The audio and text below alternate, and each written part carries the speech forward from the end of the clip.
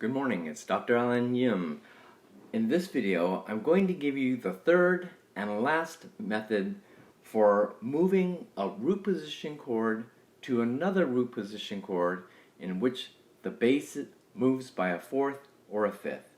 So if you've been watching, and I hope you have, in order, I began with a method of common tone stepwise, and then in the last one I showed similar motion by step or third. And this one you have to be careful. Be careful if you move all the voices in the same direction. I never do recommend that. It's a little bit risky. But our goal is to make it easy to sing and to sound good. In this last method, we're going to be using all different types of motion. Common tone, stepwise, and leap. Now the leap, I'm going to call it the thirds. Okay? So the third of the chord leaps to the third of the next chord. Let's take a look at this. It's not difficult, and there are no risks involved in this, in the sense that you are not going to get a parallel if you do this. So I will use the same chords I did before, which is a 1 chord, a C major chord, going to a 5 chord, a G major chord. And we'll begin with the same one that we had and see if it can work this way. Sometimes, and this is the only disadvantage really of this method, sometimes you're not able to use this because it causes a spacing problem. But you hopefully will notice this if that's the case. So here it is, the first chord, 2 roots, a third and a fifth, C, E, G, and we're going to try to move by common tone stepwise and the thirds leaping.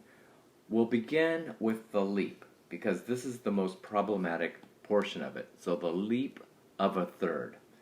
So first of all, we have to find the third, and in this case, it's up in the soprano. And we're going to leap to the third of the next chord. Well, we know this next chord is GBD. The root is G, and immediately in your head, you should hear the notes in order, and the third is the B.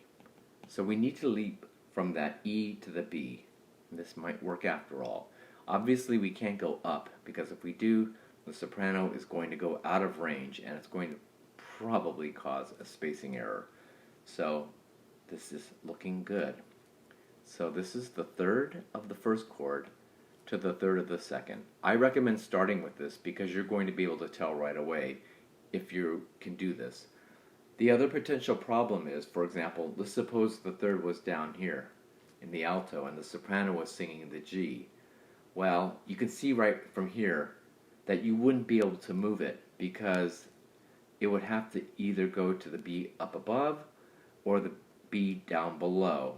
Either way, if this were the case, it would have to cross over that adjacent G or the adjacent C.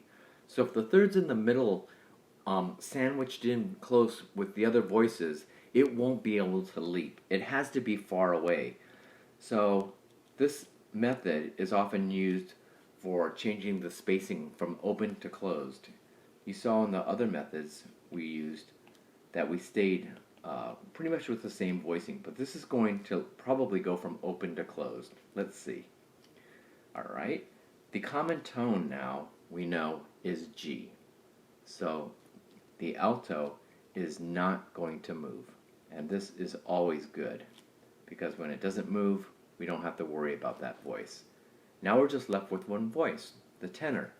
The tenor could either go by step up to D or down to B, but we want to have all parts of the chord, so it is important to recognize that we have the root, the third of course, and we need the fifth, because this is the root of the chord here.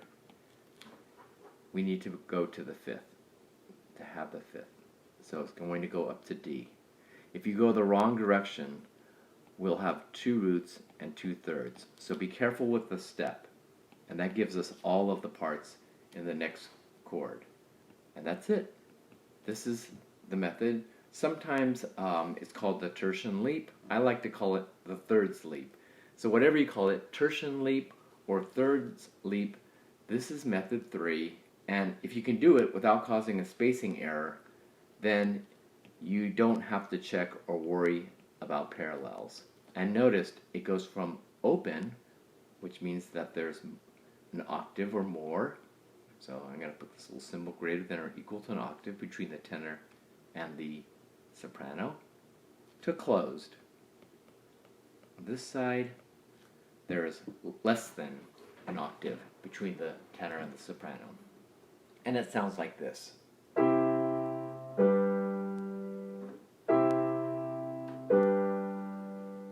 Very easy to perform and sounds good, so we've met our goals.